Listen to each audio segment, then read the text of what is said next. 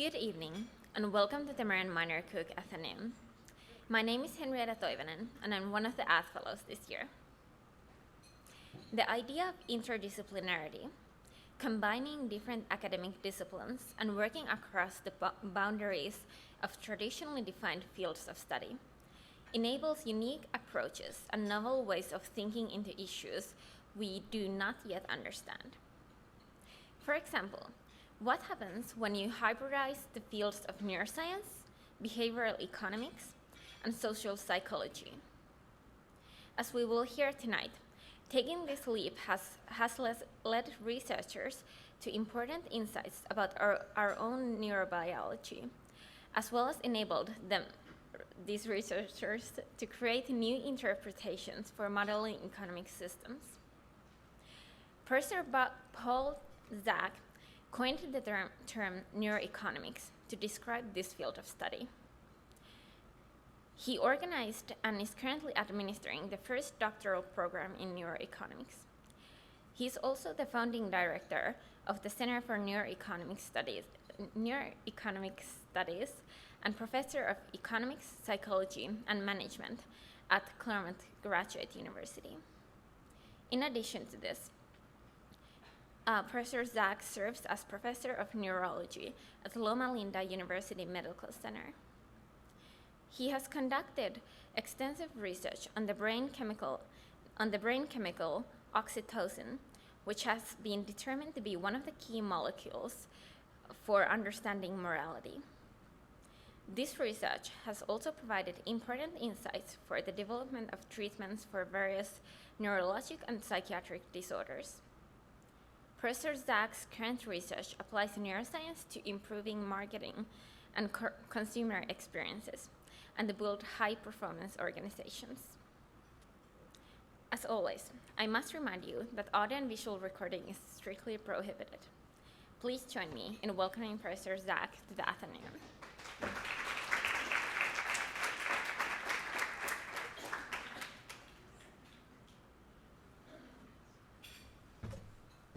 Hello, everybody. Thank you for coming. Such a pleasure to be here. I want to thank the Kravitz Leadership Institute, Cheryl Tan for hosting me, Henrietta, Schwein, who are our hosts tonight. Wonderful meeting you and talking to you, and all of you for taking some time out of your day. So let's do this. Let's give me about 45 minutes of your life, and then we can just do question and answer, and I hope to inform and maybe even entertain a little bit in the next 45 minutes. Does that sound all right? Okay. If you have a burning question and you can't stand to wait, you could always raise your hand and I can try to find you. Okay, so we had a wonderful dinner tonight. Maybe we could thank the staff. Wouldn't that be great? It was delicious. Special oxytocin infused dinner, I was told. So if we left here, or if we had a dinner party at some friend's house, and you walk out to your friends and you say, gosh, that was a great dinner, thanks for having me over, here's $20. How would your friend feel? They would feel kind of insulted, right? Like, hey, I invited you because I like you, because I wanted to spend some time with you, I wanted to share some conversation with you. And yet, within businesses, we somehow think that if we dangle money at people, that they'll somehow perform better. So actually we know from at least 50 years worth of surveys that money is a very weak motivator of performance at work. And from a neuroscience perspective, we know that people acclimate quite quickly to things like monetary rewards. So if people aren't working for money, why are they working? We need to get paid. But we do all kinds of things that we like to do that we don't get paid for. So this is a question we began asking about 8 or 9 years ago. So based on the neuroscience research we had done on oxytocin, which I'll tell you just a little about, we asked, in some sense, the simplest, but also the most profound question about organizations, which is, why do people actually show up? Okay, you're getting paid. I understand that. I can refine that question a little bit and ask, could I create an environment in which you would show up even if you weren't paid. So I began thinking about people in organizations, for-profit, non-profit, government, as volunteers. If you're a volunteer employee, what kind of environment, what kind of culture would make you want to show up even if you weren't being paid? And there are lots of examples of this, people who volunteer at nonprofits, but also many, many, many startups in which the money runs out and people keep working. So what would that environment look like, number one? And number two, could we take what we know about social neuroscience, which has exploded in the last 15 years, and characterize what such an environment looks like? And if so, would it really work in real organizations? So that's the small topic we're taking on today.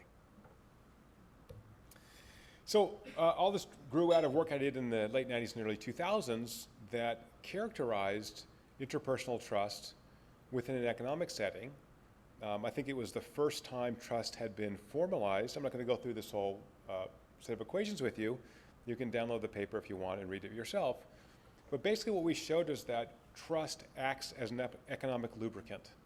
So when trust is high, more social interactions occur, and some of those social interactions turn into economic transactions that create wealth. So if we can understand how to create trust, then we could actually improve things like wealth creation. The difficulty with this approach, of course, is it doesn't tell us what the human beings are doing. This tells us about environments. So it's a very interesting thing that if you publish research that gets some attention, you are dubbed an expert pretty rapidly. And so we did spend a lot of time at the World Bank and other international organizations helping them understand how to create trust, for example, in developing countries. And often people would ask me that simple question, well, gosh, in a single country, in a single environment, why do two people ever trust each other? I didn't know that. So what kind of expert am I if I can't answer the most basic question? So I began a long research agenda trying to address that issue. And that led me into the neurochemistry of social connection. So our lab was the first to identify this brain chemical oxytocin as a key signaling molecule in human beings that tell us when people around us, including strangers, appear to be trustworthy or safe. So we spent about a decade characterizing the brain's synthesis of oxytocin, the kinds of situations in which oxytocin release is promoted or inhibited, how it's related to things like psychopathology and psychiatric and neurologic disorders. And I may have written a book about this called The Moral Molecule that just might be available in the back after my talk. So, not really sure about that, but probably. So great, so we have this tool. We developed essentially a tool to measure this neurochemical that really hadn't been studied much, at least from the brain's perspective in human beings. It opened up a lot of questions, and inevitably I would get this knock on my lab door, and companies would say, gosh, we think trust is important in our organization, and you seem to be some expert on trust. Can you help us build trust in our organization? And much of this work involves things like blood draws. And I said, sure, I can show up with my needles and tubes and draw blood and centrifuge it, and their face blanches. No, you can't do that with our employees. So again, it's this constant, maybe all academics have this constant feeling like, I really don't know what I'm doing. I think I know what I'm doing, but now you've convinced me I don't know what I'm doing. So I thought, if I really understand trust, I should be able to capture that within the organizational setting. And the more I started thinking about that, the more I thought, this is pretty important. We spent a lot of work studying trust at the country level. We've done a lot of work on the neuroscience of trust between individuals, but all of us are embedded in organizations as social creatures, yet we don't know much about how trust works within organizations. So that seems like a reasonable place for me to spend my time. So we ran a lot of experiments in which we use a variety of technologies to trace out pathways in the brain that tell us when someone is trusting another person. The reason we want to focus on the brain is that many interesting questions from a human behavior perspective are difficult for people to articulate. And if I ask you why you like chocolate ice cream more than vanilla, That's hard. Actually, that's a really hard question. Right? Oh, my dad ate chocolate, he bought it for me, and once in a while I buy vanilla. And so by measuring what the brain's doing directly, we get away from people having to report themselves why they think they're doing what they're doing. The brain just isn't designed to really report its inner workings. So a lot of science behind this, and I'll just be able to touch on a little bit today, but I want to focus much more on the leadership aspects of this and what leaders can do within organizations. So to summarize this, I've run experiments literally around the world. This is a picture of me with a tribe I spent a week with in the rainforest of Papua New Guinea. And it's a place with no running water, no electricity, no bathrooms. And it was really a life-changing experience to run experiments on indigenous people in the rainforest. And they too have the same oxytocin response, the same desire to be part of a community, to form an organization as people we've studied in the West. So if it works in Papua New Guinea in the rainforest, it works everywhere. All right, so how do we think about how to create high-performance, high-trust organizations? We know trust is important because it again, is a lubricant. It makes social interactions more effective. So where does performance in an organization come from? So I developed this model I call the POP model.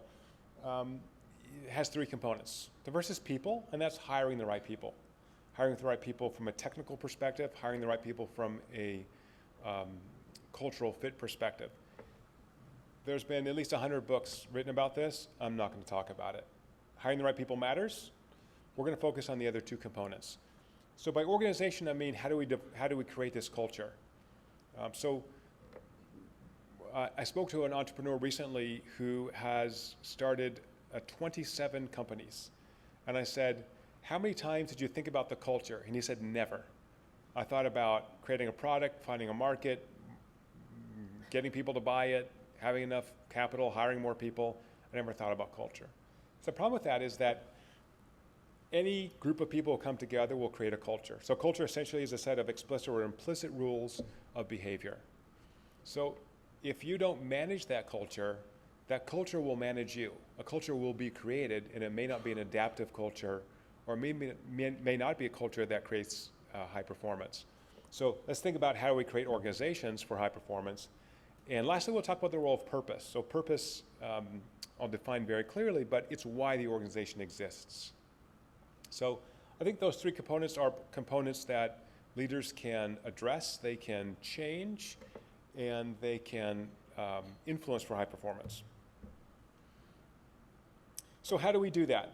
So through this 8 or 9 years worth of research, we identified a group of 8 management policies that leaders can use to influence trust.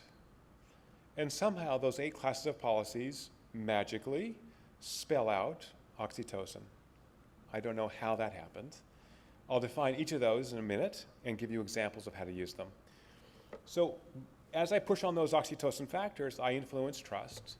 When I combine that with the organization's purpose, I produce high engagement at work. Employees are highly intrinsically motivated. They work really hard for the organization's goals. They provide great customer service.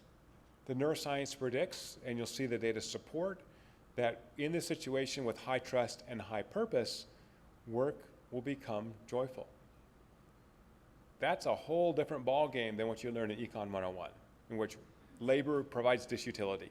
So we're going to have to test that. And I'll show you how we test it and what the data look like. And then when work is fun, guess what? You try harder. So the organizational performance improves. So we're going to go through these in a moderate level of detail, and you can clearly ask some questions when they get done. But basically, this is a way to think about how to create a culture of high trust. So again, culture is a big word. It's not clear what it means. So we're going to focus on this key aspect of culture that our research has shown is a component of producing high performance, and that is a trusting culture. So here are the 8 factors. I'll define each of those in turn. And I should notice that instead of coming into businesses with blood, tools, and needles, although we've done that, and a lot of the data I'll show you come from experiments we run for real employees in real for-profit businesses, we created a tool we call O-Factor that measures organizational trust and these 8 components that create it. And by using this, it's a guide to leaders to know what they should push on to improve performance. So we want to quantify culture, and we want to intervene in culture. So the subversive idea in all this work is that culture can be measured and managed. And once you can measure something, you can manage it for improvement. So I'm going to lay out for you a system in which, just like if you had a production process, you would measure how well that process is producing the widgets you're making. You'd want to constantly improve that process. The same thing can be done with culture. Even though it involves humans, it doesn't mean that you can't tweak that culture and measure it for improvements. So that's where we're going. Okay, so let's go through these 8 factors. The first we call ovation. I should say, we have representative data from employees in the United States. And for each of these factors, I will tell you how much of the variation in organizational performance the factors represent. For the nerds in the room, that's an R squared. So each of these factors explains part of the components of organizational performance. They're not statistically independent, so all of those percentages will add up to more than 1. That's to be expected. But all of them are highly related to organizational performance. So it tells you, essentially, if I change ovation, how much more leverage I'll get on trust and through trust on performance. Okay, so all this is wonderful because now I've given you a framework to understand culture at work, which is a framework of social neuroscience. Great. Moderately interesting and perhaps useful. Doesn't really help me where the rubber hits the road, right? I really need to know what to do. So it turns out, in experiments run in my lab and many other labs have identified ways to optimize these different management policies for maximal impact on brain and behavior. So we really want to put the neuroscience to the test and use it to improve this. So ovation is our word for recognition or celebration. None of that's new. What is new is the specific predictions from the neuroscience so you get the biggest bang for the buck. So the neuroscience shows that ovations that are tangible, that are personal, that are unexpected, that are public, that are close in time to when the goal is met or exceeded will have a much bigger impact on brain and behavior than those that don't have those things. So let me give you some concrete examples. Employee of the month parking place. Pretty much it just gets moved around. Once a month someone gets it. It's not associated with any real specific goal and has very little impact on behavior. Versus this week at our all hands meeting, David was an outstanding performer, and I know that David loves coffee more than life itself, and so I'm going to give him a $50 Starbucks card. We're all going to clap for David, and then we say, look, tell us about this extraordinary thing you did for our organization. So we get not only to celebrate people who have done well, we get a chance to debrief and understand how excellence was achieved. So that generates aspirations in everyone around him that go, oh, apparently the humans like it when we hit this ball out of the park. David clearly is one of those humans. We should learn from him. So this facilitates a shared knowledge about overcoming hurdles and reaching excellence. So you can mix this up in many different ways. From the brain's perspective, anything that happens after about a week is ancient history.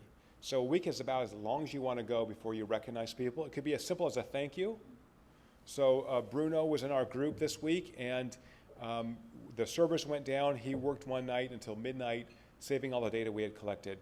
Bruno, you're awesome, man. You're so great. Everyone claps for him. Super. That's enough, right?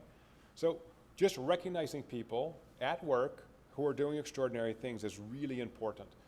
And again, you set up this feedback loop in the brain that says, oh yeah, this is the way we work. This is how we achieve excellence in our group. This is our culture. So a company that many of you may know, the Container Store. Anyone has been to the Container Store? Great. Oh, crazy good store. Okay.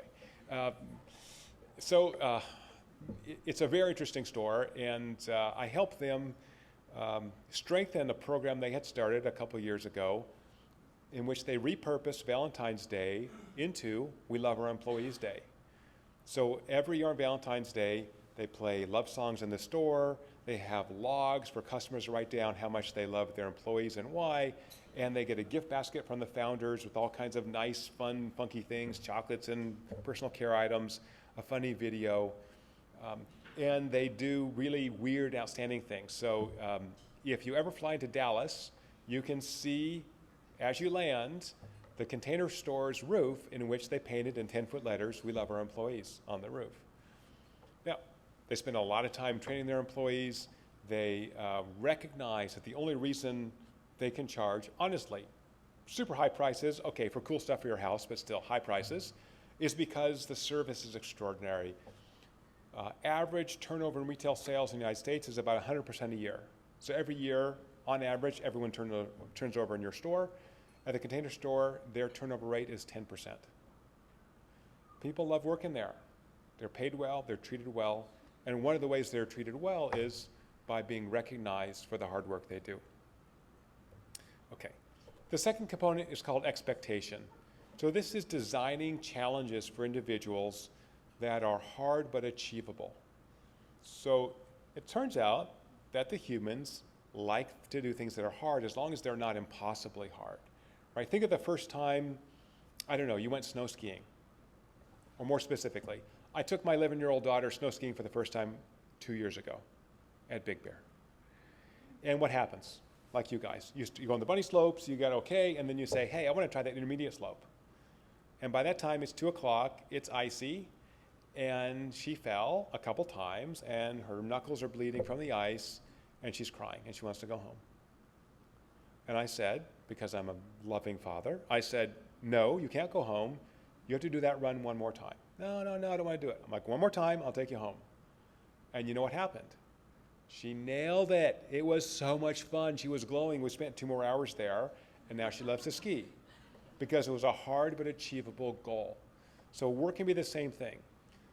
Here's the neuroscience being useful. It turns out that when people are in groups and they have hard but achievable goals, you actually stimulate the brain to make oxytocin. So now all of a sudden, this chemical that makes us trust each other, increases empathy, increases a sense of connection and care to other people, is stimulated. And now, because Nicole was not nice to me 3 months ago, I don't care. We got to finish this project by Friday. Let's get with it, right? So we can work out our little frictions later.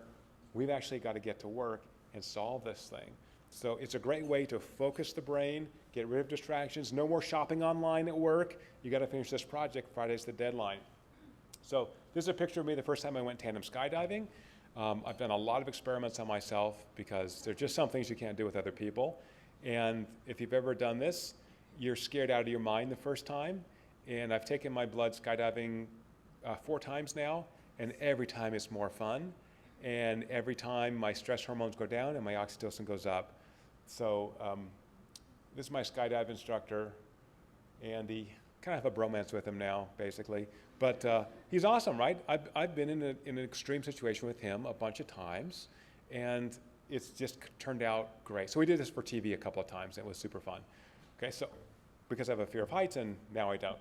So if we think of designing time-limited challenges that have clear endpoints, concrete goals, chronic stress, not good for anybody, not good for brain activity, not good for health or mental health, physical health, but have concrete goals, know your endpoints, put in high challenges, and then when you meet those challenges, go back to step 1. Now we celebrate.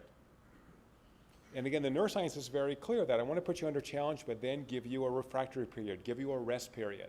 If you've just finished a hard 3-month project on Friday, the last thing I want to do as a leader is give you another giant hard project to start on Monday.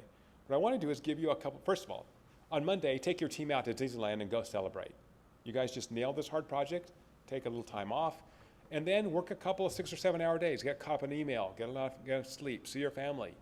And then maybe Wednesday or Thursday, hit you with another hard project, right? So again, if I'm constantly stressing you, this is not gonna be effective for you, you're gonna burn out and we'll lose this valuable employee. So this is really talking about creating long-term value from your employees and giving them a sense of mastery over what they're doing, which is an important part of human flourishing. Component 3 is called yield.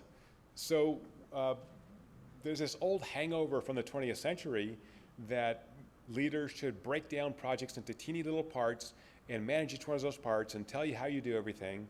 And it turns out humans hate that. Even kids hate that.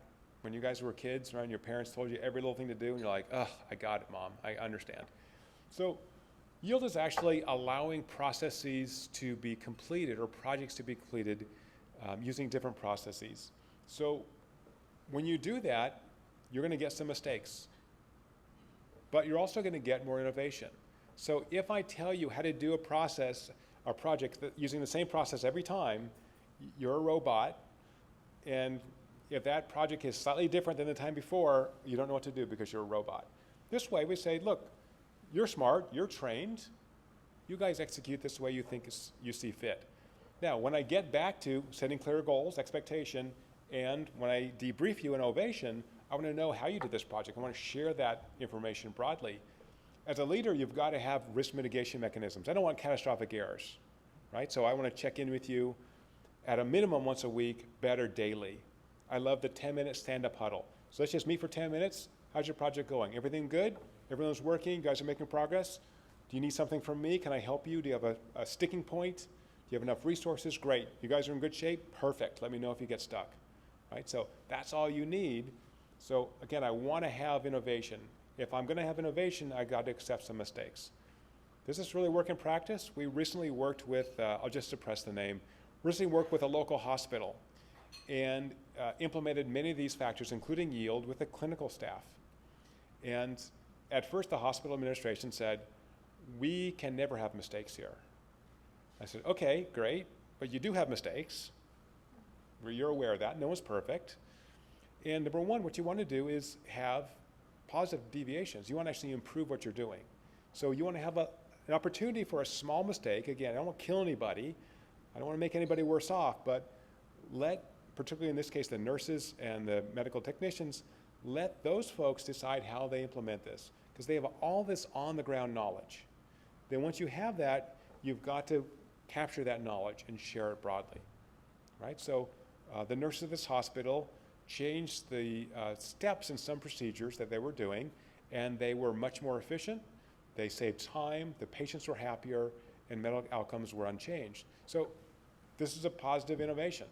It came because the nurses weren't being micromanaged. They said, look, we think it's a better way to do this. Great, try it, document it, measure it. If it's better, it's better.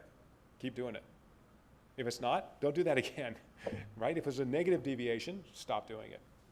So again, from a leadership perspective, and I'll tell you as a leader, it's hard to see people make mistakes. And yet the best learning is experiential learning, right? So when you're in class here at Claremont, when you were a kid in elementary school, the teacher say, yeah, make mistakes. Awesome, that's how you learn. But for some reason, once you get to work, no one wants mistakes anymore. So there are many companies, particularly in the tech field, Silicon Valley, that have monthly congratulations, you screwed up celebrations. They want people to make mistakes. Again, not catastrophic. I want to bet the company on this mistake. Make a bunch of mistakes, right? As long as you're as a leader, as you're monitoring, yeah, make these small mistakes, abort when the project is going south, and if you get a positive deviation, great, run with it. The next component is called transfer. This essentially is yield on steroids. So yield is allowing people to decide how they complete a project. Transfer is letting people choose which project they work on. So this really enables self-management. So some of you know, Peter Drucker was at Claremont Graduate University for about 35 years, died 7 or 8 years ago. And Peter's been called the father of management. The last article he wrote for the Harvard Business Review was called Managing Oneself. And the gist of that article was, if you are a knowledge worker, which he and I would say is everybody, from the janitorial staff to people in the executive suite, everyone's a knowledge worker. You should decide where your efforts are most valuable within your organization. What that allows for is complete buy-in to projects. So now you want to do this project. I'm not assigning work to you. You're bidding for the work. So for example, a very interesting company in the Seattle area, Valve Software, make a bunch of multiplayer online games. Anyone know Valve? So what they do is they hire people. They hire mostly computer programmers, and they give you a desk on wheels. And they have a bunch of projects going simultaneously, and they say, look, you're smart. Try out some different groups. see what you're interested in working on.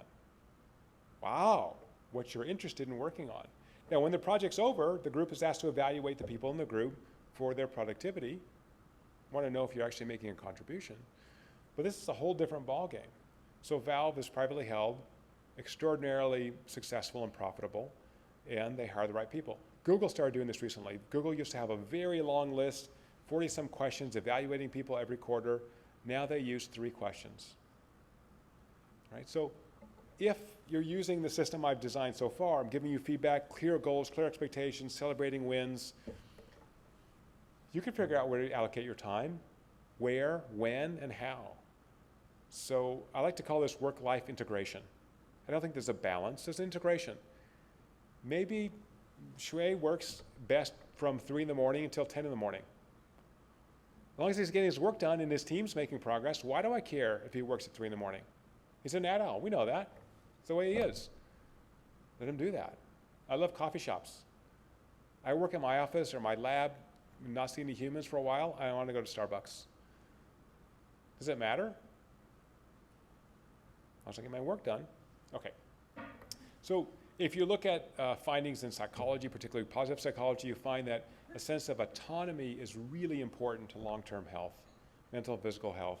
So when you control what you do at work, again, you get complete buy-in, but you also get a sense of control over your life, right? Your working life is a huge part of your life. So if you're being micromanaged at work, what kind of person are you outside of work? You're just subordinated and unhappy. Okay. Next component is openness. So one of the factors that inhibits the release of oxytocin and therefore trust between individuals is chronic stress. High levels of stress are not good for everybody, not good for the brain, not good for teamwork. One way you can induce stress at work is to not tell people what's happening and why it's happening. So if leaders do not communicate where the organization is going and why it's going there, people will talk. And if you don't have information, you'll just make stuff up. So now all of a sudden, we have all kinds of rumors floating around. Are layoffs coming? Is someone buying us out? Is our division being shut down? Right? That's the kind of stuff that goes on. But if you're open about what you're doing and why you're doing it, then you reduce that sense of stress and you allow everyone to be on the same page. So there's lots of ways this can manifest. Companies like Whole Foods Markets and Trader Joe's release quarterly profit and loss statements to all employees. They pay them to be in classes so they can read those accounting statements, understand how well their store is doing, how well the company is doing. Other companies have open door policies. They literally have glass walls and no doors, and they want all information to be public. Interesting software company called Buffer that kind of optimizes social media use. You can Google them later. They publish publicly all the salaries of their personnel. And there's a public formula that tells you how much money you work.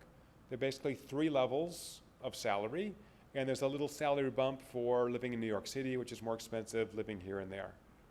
It's public. From the CEO on down, salaries are public. Should you go that far within organizations? I don't know. I tried it in my 25-person neuroscience lab here at Claremont, and we write grants for work. So pretty much if I'm writing in a month of salary for me, you can multiply by 12 and find out what my annual salary is. So instead of just having that news leak out, I sat down with all the senior people in my lab. I said, look, here's everyone's salaries. Here's what we bill your rate at. Here's why. And here's why I get paid more than you. I've been doing this longer. Here's the other jobs that I do that you probably don't know. Give talks at the Athenaeum, for example. Very painful activity. I have to get paid for that. So we had this great conversation about the different tasks we're doing and how we built an organization around people's different specializations. And it was all fine. No one really cared. Okay. The next component is caring. So oftentimes in business school and economics, we're taught that, particularly if you're a leader, you shouldn't really fraternize with the employees. They won't respect you in the morning, and yet the neuroscience shows that we are social creatures. We build relationships all the time. And if you're working 8 hours a day or more, 40 hours a week for years and years with people, you're going to build relationships with them. So what we found is that when you actively, mindfully build relationships with people at work, then you actually get greater trust, greater buy-in. There's a greater sense of purpose and teamwork. And so you can actively build relationships at work. It can be anything from having break rooms with snacks, couches, hammocks to hang out in so that people talk to each other, get to know each other, and you can work better together. I'm a big believer for people over 21. For the beer budget, I think the best budget I spend every year in my lab is putting beer in the fridge. We have a nice patio, and if you're over 21 and the workday's over and you want to have a beer, go for it. It's on me. Why? Because you're going to talk about girls or boys and movies, and then you're going to talk about, hey, you're working on that project? How are you doing that? You know, I thought I might use that for my project. Guess what? We start talking about work because we spent a lot of time at work and we like it. So providing those opportunities to build caring relationships is important.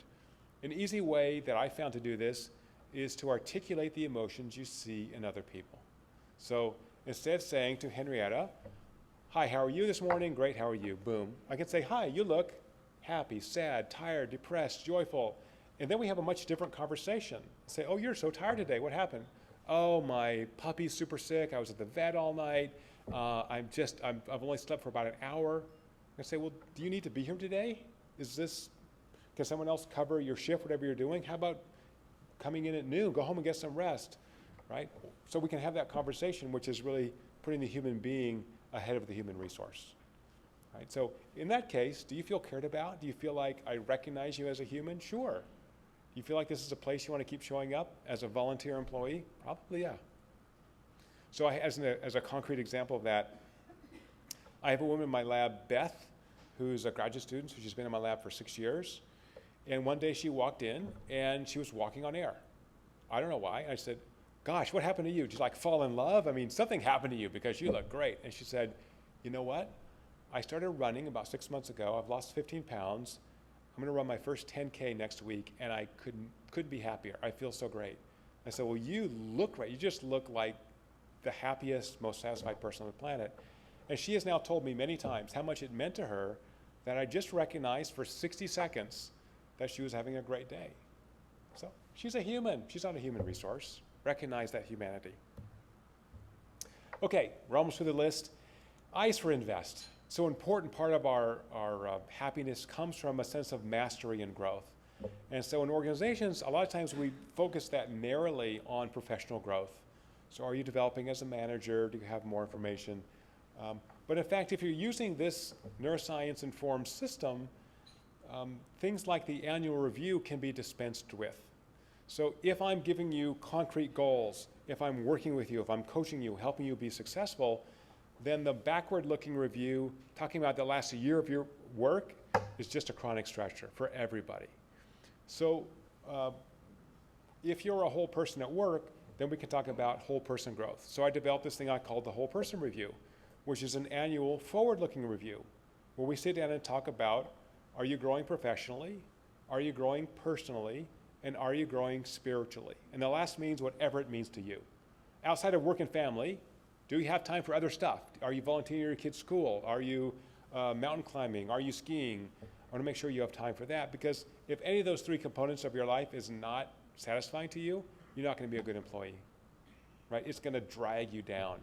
So let's have this forward-looking conversation. And a word I like to use, or a sentence I like to use in these conversations is, am I helping you get your next job?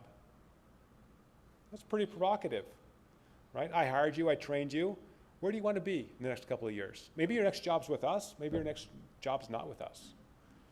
How are you maintaining balance between work and life? Do you have time outside of work? So for my graduate student, Beth, for example, when we did our forward-looking review, she said, what I really want is to come into the lab like 10 a.m. a couple days a week so I can run in the morning. Awesome. Let's make that happen. Someone's got to be here at 8 to open the doors and answer the phones, but yeah, we can schedule people so you can come in at 10 o'clock. Perfect. Let's do that. She couldn't be happier. I don't care. Once she gets her work done, doesn't matter to me. Why should I get involved in that? So it allows her to have this sense of growth that she's progressing as a human being. Again, very important. Last component is natural. So all this is great, and it can be circumvented if the leader, particularly leaders at the top of the organization, don't really walk the walk. You can't just talk this, you got to live it. So culture has to be renewed all the time. I was at LinkedIn a couple of months ago, and Jeff Weiner, the CEO, told me, you can't repeat your culture narrative often enough. And indeed, every group I met with at LinkedIn repeated their core principles, which is we exist to help our members be productive and successful. Every group, I walk in the room and every group said that. Hi, we're from the marketing group. We're here to help our colleagues, our members be productive and successful. So being natural also means being vulnerable. If you're an authentic leader, you don't have to be a god.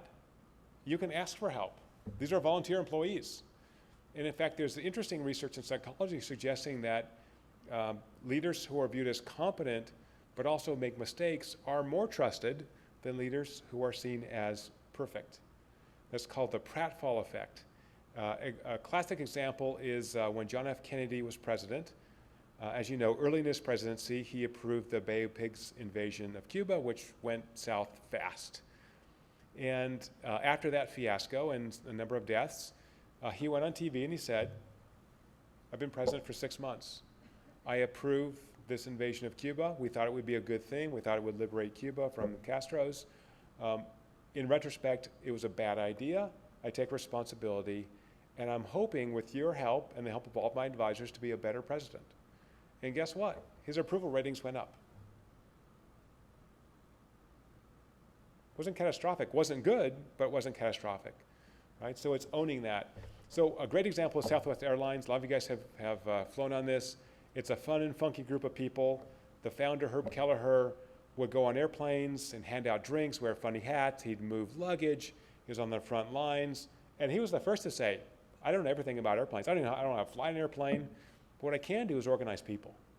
So I'm going to organize people. I'll organize the regulators. I'll get us new routes. And I want you guys to have fun doing this. So he's a great example of a natural leader.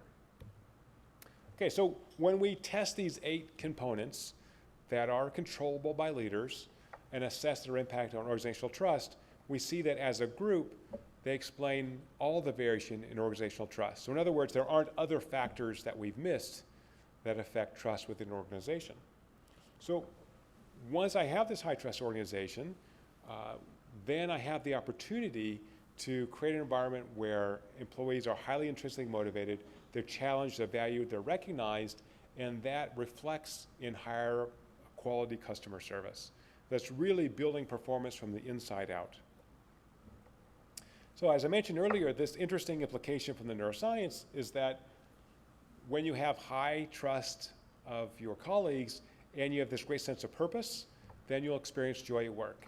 And so by purpose here, purpose is used all kinds of sloppy ways within the organizational behavior literature. So I'm talking about something I call transcendent purpose. And this is really why the organization exists. That is how it improves the lives of people. And that's not just customers, but it's employees, it's community members. So every organization has to improve people's lives or it wouldn't exist.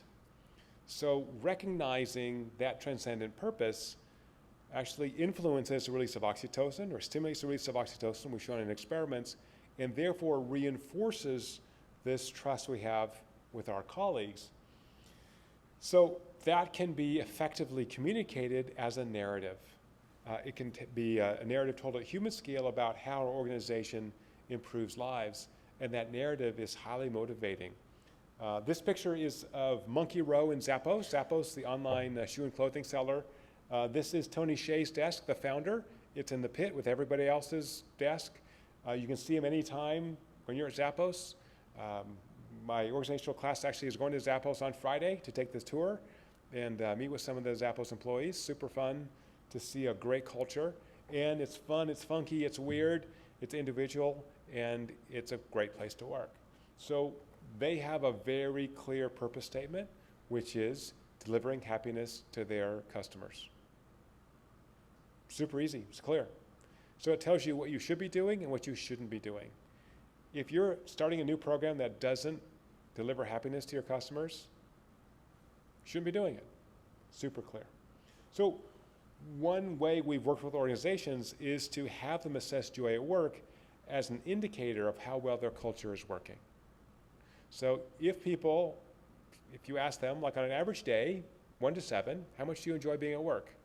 And you're getting 6s and 7s and 5.5s, that's a pretty good culture. But you can get better, you can start tweaking these factors to improve it. So culture is a living thing. If you've got to renew it all the time. And if you don't, it'll just spiral on its own inertia in some weird place. What about outcomes? So we find comparing the top decile of employees working in organizations where they report high levels of trust with those in the lowest decile, substantially better measures both on things like self-report, like energy at work, and directly measure things from experiments we've run in for-profit businesses, like directly measure productivity, innovation. We see much higher employer retention in high-trust organizations, greater job satisfaction. We've designed experiments where we measure innovation, groups of employees who are solving difficult problems.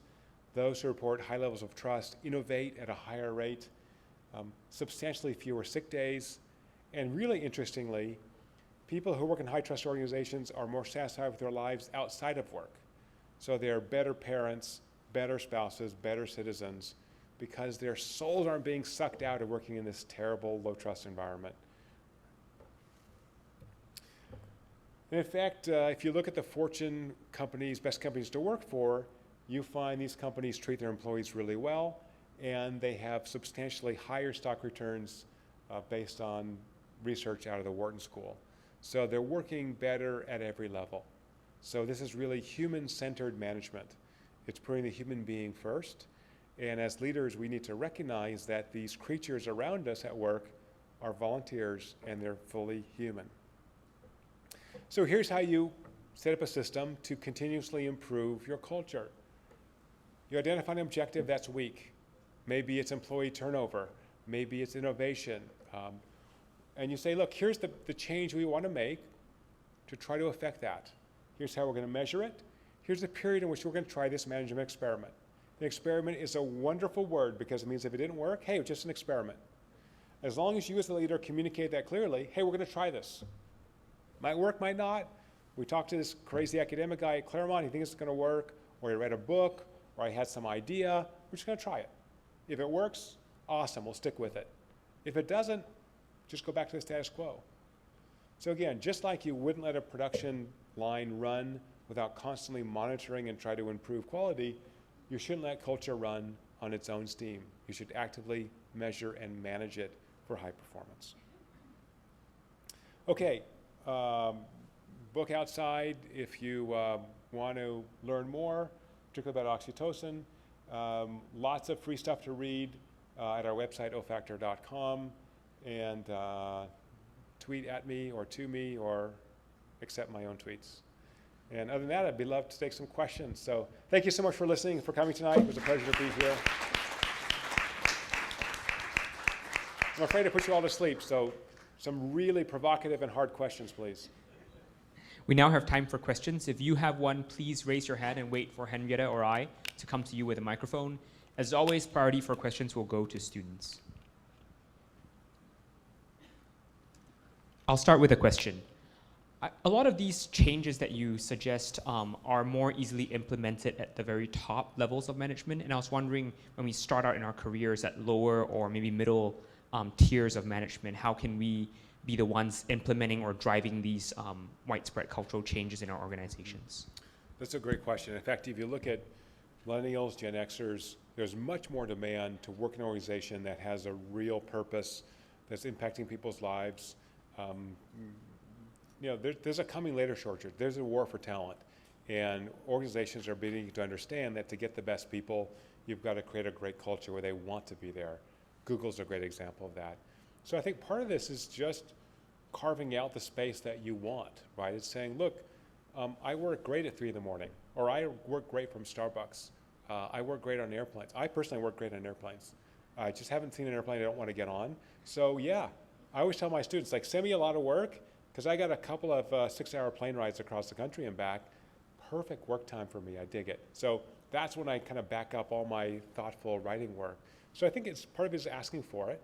Part of it is building communities. So I think having this community where you have a supervisor or leader who recognizes that you guys are knowledge workers, you're managing your own careers, you're managing your own lives. You are your own brand. It's very true for all of you.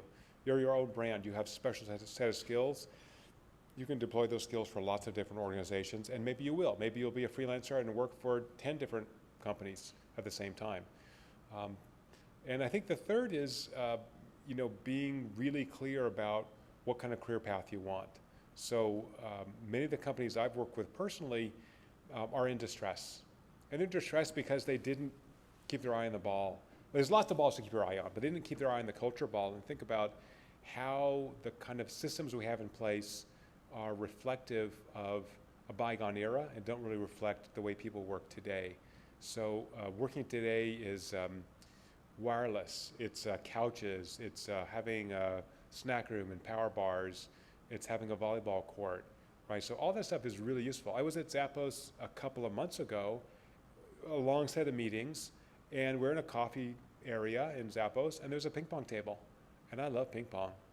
And I just couldn't sit down anymore and drink any more coffee. And I said, hey, can we play some ping pong while we finish the conversation? And you know what? It changes the conversation.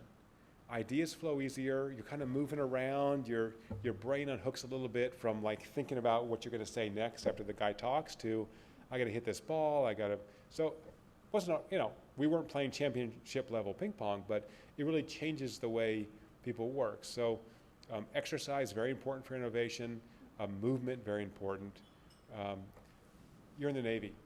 Why do we train soldiers to march? Soldiers do not march in battle anymore. It hasn't happened for 100 years. You have Humvees for that. But why do you go through basic training and march? Because you're in training your movements with other people. So the same thing happens at work. Basically, any set of movements we do together induces oxytocin release, increases our sense of connection to other people. Could be dancing, could be singing. So yeah, putting on a skit at work, a funny skit where we're singing and dancing and wearing funny hats, actually not a stupid idea at all. Going on a stressful outdoor adventure, whitewater rafting, good idea. Actually, that's a great way to build bonds, just like in the military where they've got to stress you before you really build those strong relationships. Yeah, thank you for that great question. Yes, hi. Thank you for your talk. So I'm a big fan of having a strong culture. I read Tony Said's book on delivering happiness, and I'm a big fan of that. But my question is, do you think having a robust, positive culture within a company benefits a type of company more than another type? So for example, it clearly benefits the tech industry and all that, but maybe what about banks or other types of companies? What's your opinion on that? Wonderful question. So I think I put my scientist hat on. I'm always trying to question myself and make sure I'm not overreaching. So at the Cool Kids table with Cheryl and all the great science folks, we were talking about work we've done with the world's largest producer of tomato products, so tomato paste, tomato sauce, called Morningstar Tomato. It's in the Central Valley in California. It is 1,500 employees, none of whom have job titles. They all have to self-manage. So I've spent a lot of time at Morningstar working with them, quantifying how self-management works for truck drivers, for harvesters, for tomato sorters. 80% of their employees are seasonal. They work in the harvesting season, and they have about 6 months off. So self-management works there. Have they optimized based on all this work? Not yet. I'm still talking to them. We'll see. But if it works in seasonal blue-collar workers, largely, a lot of them largely uneducated, I think it can work anywhere. So again, my view is that we're all knowledge workers.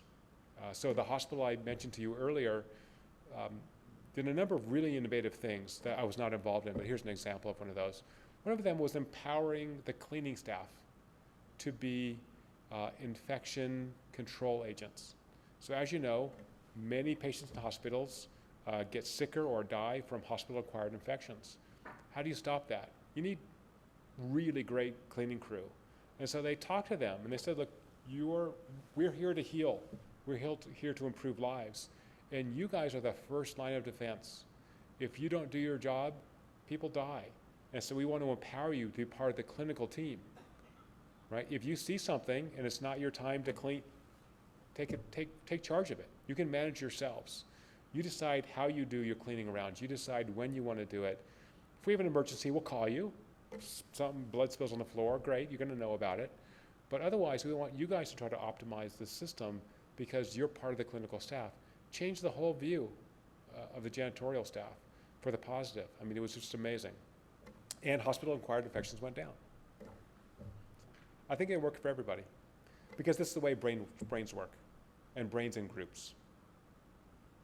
There must be some exceptions somewhere, but so far we haven't found it. Thank you so much for your talk. I was hoping you could talk a little bit about the role of sincerity, authenticity, spontaneity in management capacity. To what extent the strategies that you've lined out, to what extent should you formalize them in an actual plan that you go on to execute? Or I guess, is it better in some circumstances to just spontaneously try to implement them in the course of your leadership obligations? Thank you. Great question.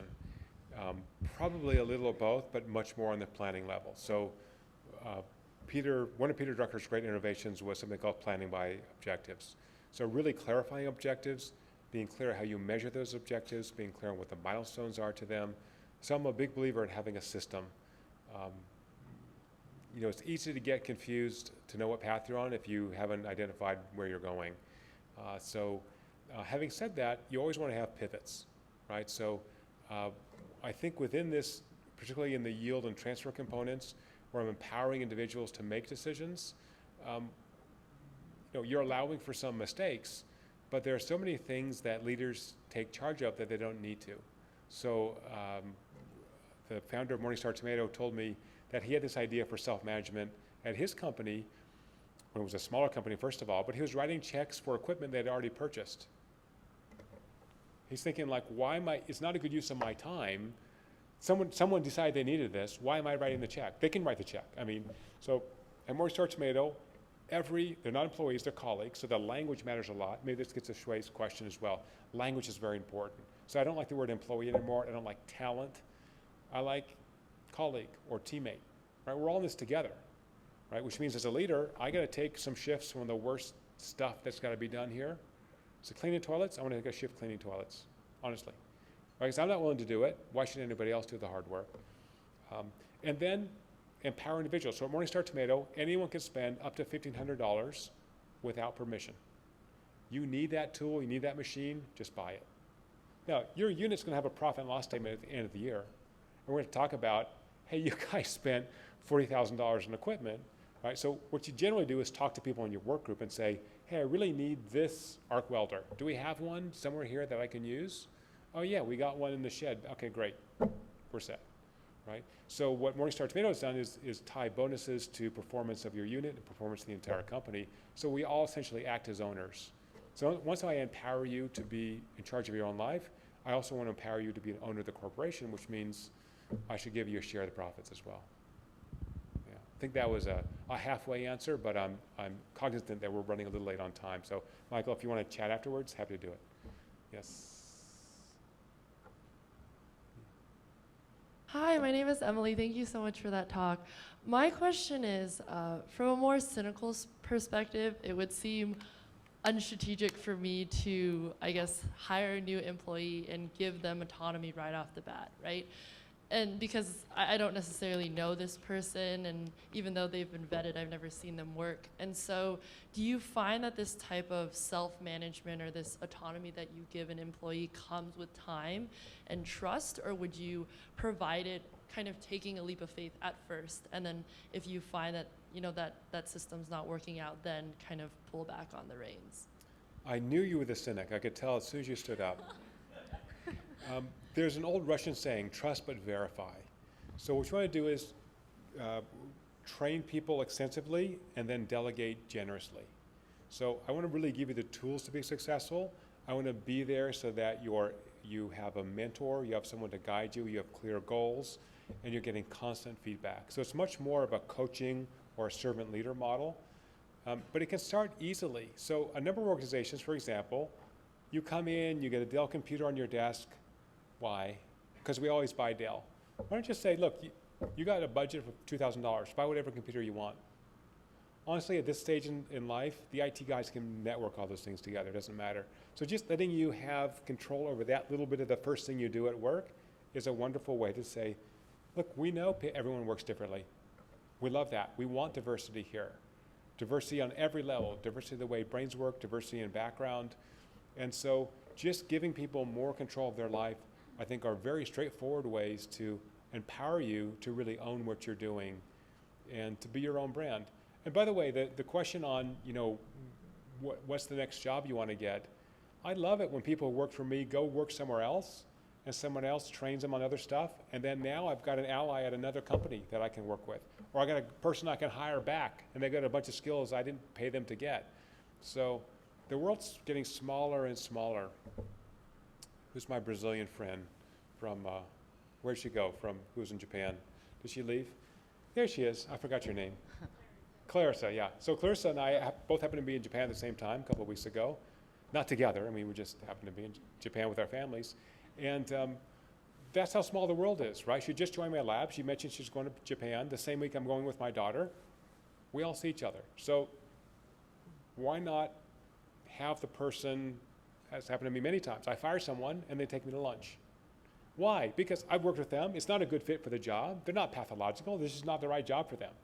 So I say, fine, this job isn't working out for you. We've tried for the last 6 months. You're frustrated, I'm frustrated. Let me help you find another job with somebody else. I'll use my network, I'll plug you in, right?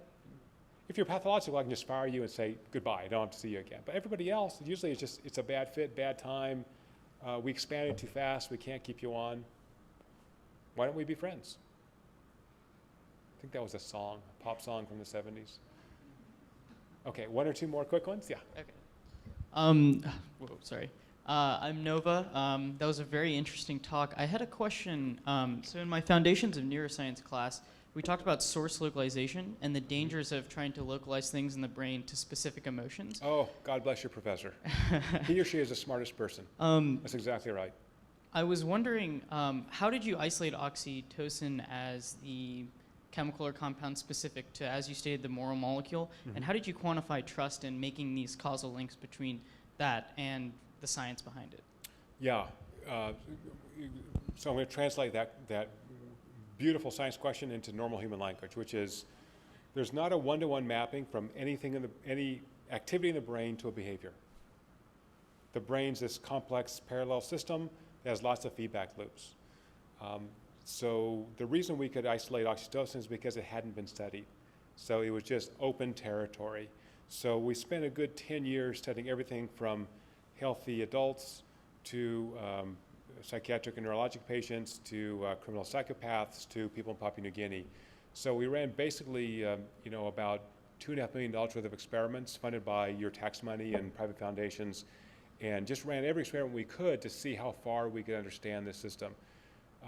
Nova, right? So as Nova said, it's not a one-to-one mapping. Actually, oxytocin interacts with serotonin and dopamine, and there's genetic and developmental effects. So I'm simplifying it for a general audience. I might have written a book that would tell you more, yeah, so it's not a one-to-one mapping, but it is a big fat target. It seems to be a key signaling molecule in humans for, I think, that really essence of our human nature, which is our care and concern for other humans. So it's a big part of that. Yeah, hi, Diego, thank you for your talk. It was very interesting. Going off of Nova's point a little bit, I was just wondering why the term neuroeconomics, right? Because it seems to suggest that understanding what's going on inside the brain could somehow inform the field of general economics as we understand it. But it would seem this is somewhat irrelevant because what matters in economics is the decisions that people ultimately take, but not necessarily the process by which they reach them. So I was just wondering why neuroeconomics and maybe how neuroscience could be applied in that sense to the general field of economics. Oh, what a great question. So unfortunately, the premise of your question is wrong. I get to say that because I've been doing this for 20 years. Economists build behavioral models. All behavior comes from the brain. So I want to understand why people do what they do. I really need to understand the true motivations behind it, which come from the brain. So I think the most interesting question in social science is the variation in human behavior. So economists assume you put someone in a situation, they'll somehow optimize, make the best decision. Diego, is that right? So Diego, you and I are perfect. We've never made a bad decision. But Nicole, who's losing her phone during a talk, made a very bad decision because you got called out. Right? So people make bad decisions. So economics has nothing to say about that. Economists on faith believe that preferences are fixed. Neuroscience is not true at all. Human brain is adaptive. Our preferences are changing all the time. So I think neuroeconomics brings the human being back into economics. It asks, what are real people really doing without any overlay of you're irrational because somehow you didn't find a natural equilibrium in this game. My PhD is in economics. So very early on, I refused to do what's called imaginary economics. I don't want to imagine situations and then build models to understand imaginary situations. I'm really interested in the real humans. And let me tell you, the humans have enough problems on their own. I don't need to make up problems to solve to be a good social scientist. So I think combining neuroscience with economics has both improved neuroscience because it gave neuroscientists much better tasks to study, things that people really do. And I think it took economics out of a hole that it dug itself in, which is essentially an exercise in applied mathematics that really wasn't solving real world problems. So, but I could be wrong. Yes. Hi, David. Hi. I'm a co-editor-in-chief of a publication. I'm just wondering how you would recommend going about maintaining autonomy for the writers while also trying to keep deadlines going so we can make everything more efficient, and how deadlines really play into making sure that people can work when they want. Yeah, that's a great question. Have you considered knives? Little. Yeah, I think part of it is, there's lots of ways it could be done. One way is to use kind of social pressure. So you could post those deadlines publicly so all the writers see them, and you could have a leaderboard. You know, you're on top of the leaderboard when you get your article in before it's due, and then you can find $25 to send them a Starbucks gift card or Amazon gift card online. So whoever's on top of the leaderboard who gets their thing in on time, you're the leader of the month. So I think, social pressure is great, and we're all on the same team. We're all working for the same goal, and we're all a little bit lazy. It's hard. Writing's hard, right? It's hard to do. So that's one suggestion. Yeah. Yes. Hello. I'm wondering if there are specific people who, or maybe groups of people who don't have as much of the specific chemical that you've been talking about, and if there's any trends that you found when you were researching this chemical. Good neuroscience question. So I've tested thousands and thousands of people around the world and have developed stimuli that cause the brain to synthesize oxytocin. And everybody makes at least some of it, but the variation across individuals is very broad. So I have to recast your question a little bit because it's not kind of a chronic level of oxytocin that matters, it's the acute response. So we found that those who have a bigger acute response for the same stimulus are different, and they're different in interesting ways. They're more likely to be female than male. They're more likely to be highly empathic than less empathic. They're more likely to be older rather than younger. So there are certain personality and demographic traits that tend to increase oxytocin release for the same situation. And when you release more oxytocin, again, you become more empathic. You tend to be more pro-social, more helpful to other people. So one caveat for the women in the room, you guys on average release more oxytocin in every experiment we run in 15 years, except when you don't. And you don't a couple times, once during the menstrual cycle, when you have high progesterone levels that inhibits oxytocin binding. So now you know why women are nicer than men. You also know why they're more complicated, which is why we love you guys so much. You're wonderful. So, you know, this is back to my good neuroscience question, Nova's question. So it's not a one-to-one mapping, but in general it is. In fact, we've identified dysfunctions in oxytocin, people who actually don't release oxytocin on stimulus and tend to have autistic or psychopathic traits. We call these people ODD, so it's oxytocin deficit disorder. They have a receptor dysfunction. It's something we're currently doing research on, particularly having to do with autism. So still lots to be done. This is I feel it's already only 10 years old now, and sort of cool that this research was done here at Claremont, right? So who knew? Thanks for the question. Michael, going for the twofer. I'll go for a second question. Go for it. So actually kind of similar to the last question. I'm wondering, can one's sensitivity or receptiveness to oxytocin change throughout one's lifetime due to external circumstances? I guess, like in short, can you be desensitized to oxytocin or perhaps become more receptive? I don't want to mangle scientific terms, but no, it's perfect. I'm curious, like, to what extent can it change as a result of external factors? Thank you. Great question. So if I can summarize that question, can all of us become better human beings by hacking this system?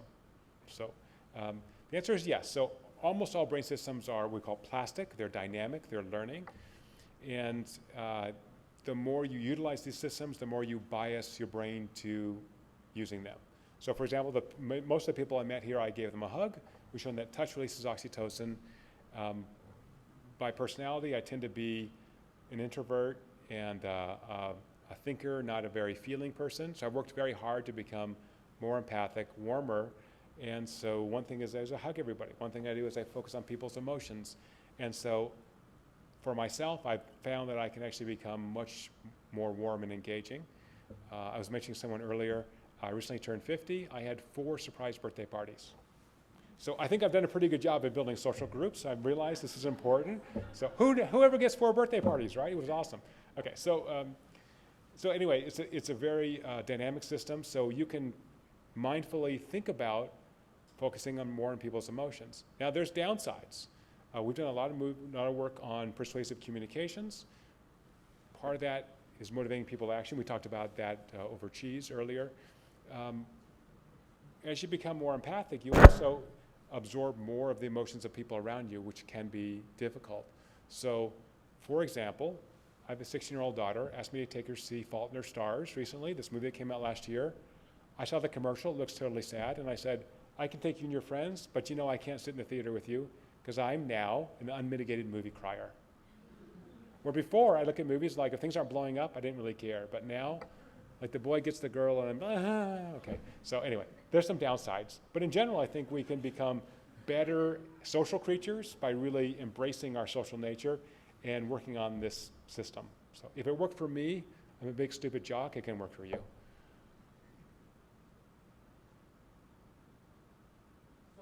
Yes, sir. Take the microphone so we can all hear you, please. Thank you. So the diamond industry is a legendary infused with trust. Absolutely. People finish business agreement with a handshake on hundreds of thousands of dollars.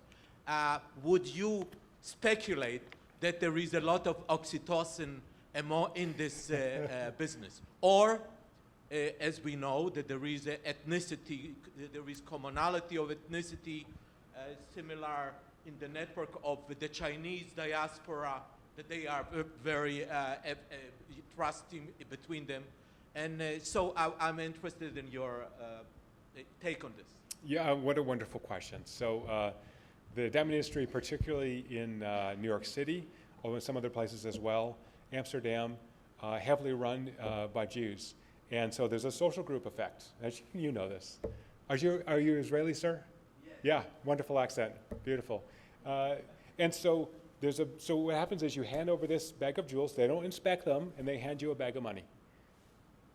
That's an amazing amount of trust at very high, levels of risk. So I think part of that is that you know these people, or you know people who know these people, and so the cost of taking advantage of somebody is very, very high, right? You'll be ostracized, you'll be tracked down. So I don't think there's a high level of oxytocin in that group.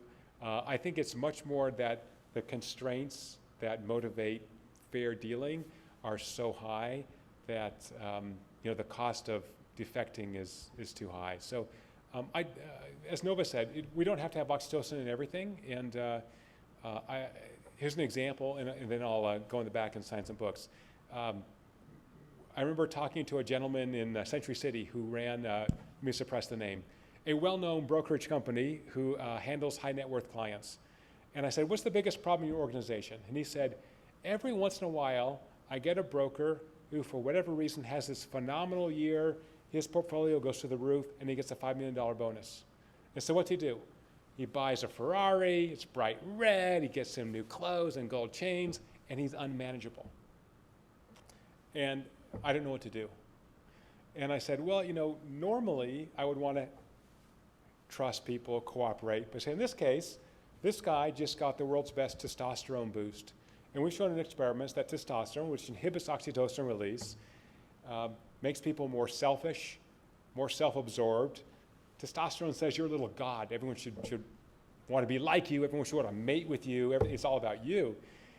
So I say in this case, you have to have more testosterone than this guy. So you got to dress him down publicly, make him suffer, right? So every once in a while, punishment or the threat of punishment is an effective way to gain cooperation. I prefer not to use it, but once in a while it's actually effective. So I think in the diamond trade, the threat of punishment is a great motivator for fair dealing. And maybe a handshake and a hug once in a while wouldn't hurt. And on that note, please join me in thanking Dr. Paul Zak. Thank you so much.